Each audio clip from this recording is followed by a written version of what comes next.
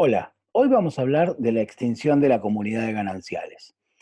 Hemos dicho que el régimen de comunidades gananciales tiene como característica la existencia de una masa común destinada a ser dividida entre los cónyuges a la finalización de la unión. Bueno, muy bien. En general, antes la finalización de la unión coincidía con la extinción de la comunidad de gananciales, sin perjuicio de lo cual en el nuevo código ello de alguna manera ha cambiado porque se puede cambiar de régimen. ¿Cuáles son las causales que prevé el artículo 475 como causales de extinción de la comunidad de gananciales? Son básicamente cinco. La muerte, sea comprobada o sea la ausencia con presunción de fallecimiento, artículo 85 y siguiente del Código Civil y Comercial. La nulidad del matrimonio, artículos 425 y 426, 424 y 425 del Código Civil y Comercial. El divorcio previsto en el artículo 435 y siguientes del Código Civil y Comercial. La separación judicial de bienes, que tiene causales específicas, que vamos a ver un poquito más adelante, y el cambio de régimen previsto en el artículo 448 y 449 del Código Civil y Comercial. Les había adelantado sobre la separación judicial de bienes. La separación judicial de bienes es un sistema por el cual se permite ponerle fin a la comunidad de gananciales sin que se le ponga fin al matrimonio. En el régimen anterior esta era la única manera de hacerlo, si en el nuevo código también está la posibilidad de cambiar de régimen. ¿Cuáles son las cuatro causales de separación judicial de bienes previstas por el código? Bueno, son la mala administración, el concurso a la quiebra, la separación de hecho de los cónyuges y la designación de un tercero como curador de uno de ellos. ¿Qué se entiende por mala administración? Bueno, la mala administración prevista por el artículo de separación judicial de bienes es aquella que tiene un componente objetivo y un componente subjetivo. El componente objetivo es la las pérdidas en el negocio, o sea que el negocio que se ha intentado ha generado pérdidas. Y el componente subjetivo es si esas pérdidas se produjeron por dolo o por impericia o incapacidad del cónyuge administrador. No cualquier mala administración genera la causal, es la mala administración que acarrea el peligro de perder la propiedad de algunos bienes que a la postre van a ser gananciales.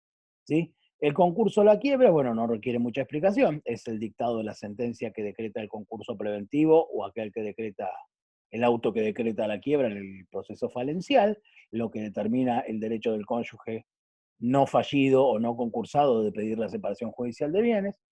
La separación de hecho de los cónyuges, en el régimen anterior se hablaba del abandono de la convivencia, que se asimilaba al abandono voluntario y malicioso como causal de divorcio. Ahora la sola separación de hecho autoriza a cualquiera de los cónyuges a pedir la separación judicial de bienes.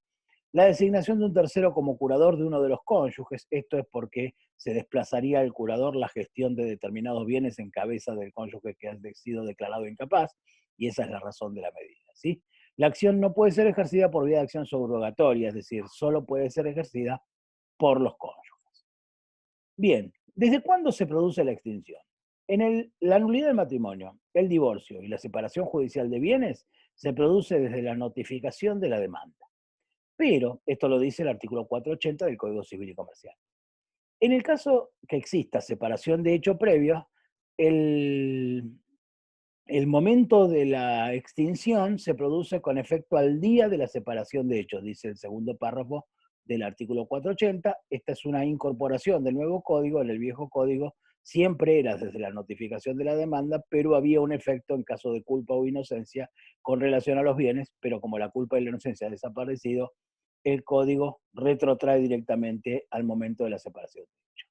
Finalmente, el juez puede moderar esa retroactividad, artículo 480, párrafo tercero, en el caso de que sea muy prolongada en el tiempo. No se aclara en el caso de designación de curador en qué momento se produce la extinción. Yo entiendo que debería ser desde la notificación de la demanda por aplicación analógica del primer párrafo del artículo 480. ¿Sí? ¿Qué sucede? Una vez extinguida la comunidad, nace la denominada indivisión postcomunitaria. ¿Qué es la indivisión postcomunitaria? Es el estado jurídico de los bienes gananciales entre el momento de la extinción del régimen y su efectiva liquidación, que no es automática.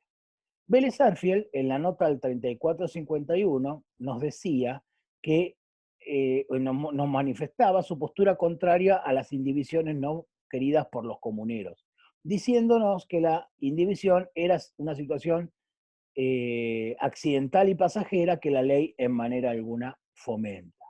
Esa postura de Vélez Sarsfield se reflejó básicamente porque no había ninguna norma relativa a la indivisión postcomunitaria en el régimen patrimonial del matrimonio del Código Civil. Sin embargo, la jurisprudencia se había enfrentado a casos donde los bienes permanecían indivisos y se habían dado soluciones de lo más variadas al problema.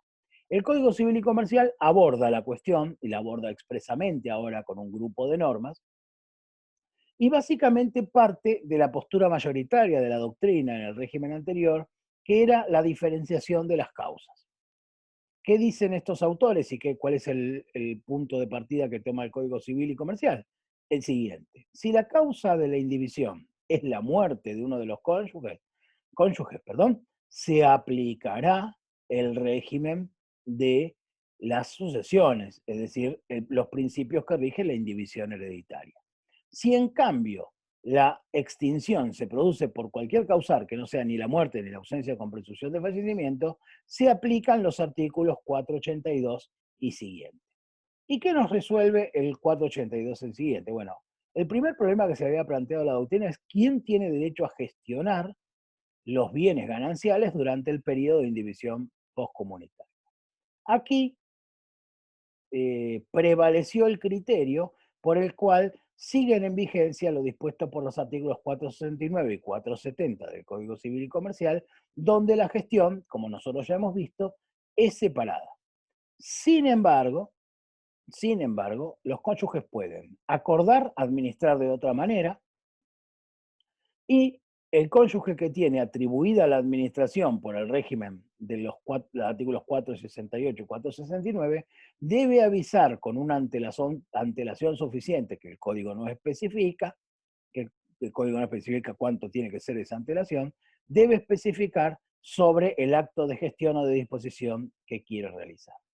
El segundo problema es abordado por el artículo 484, y la cuestión del uso de los bienes, o sea, cuál de los cónyuges tiene derecho a usar los bienes durante la comunidad. Y aquí lo que hay que decir es lo siguiente: ambos cónyuges tienen derecho al uso de los bienes durante la indivisión postcomunitaria. Pero si uno de ellos hace un uso exclusivo de alguno de los bienes sin causa legal, le debe al otro un canon locativo. ¿Desde cuándo le debe ese canon locativo? Desde el momento en que el otro lo intima a pagárselo. En el mientras tanto, o sea, mientras no lo intime a pagarlo, la ley presume que ese uso ha sido dado de manera gratuita. Y finalmente, en la cuestión del pasivo prevista en el artículo 486. ¿Qué nos dice el artículo 486? Que durante la indivisión postcomunitaria por deudas contraídas durante la comunidad, siguen en aplicación lo dispuesto por el artículo 467 y 461 para el régimen primario previsto en el código. ¿Qué significa esto? Que para ese tipo de deudas continuarán respondiendo los cónyuges de acuerdo a cómo respondían cuando estaba vigente la comunidad. Es decir, de acuerdo a lo previsto por el artículo 467, responsabilidad separada, con las tres excepciones: dos previstas en el 461, necesidades del hogar y sostenimiento y educación de los hijos, y una prevista en el 467, que es la reparación y conservación, de los bienes comunes. Muchas gracias.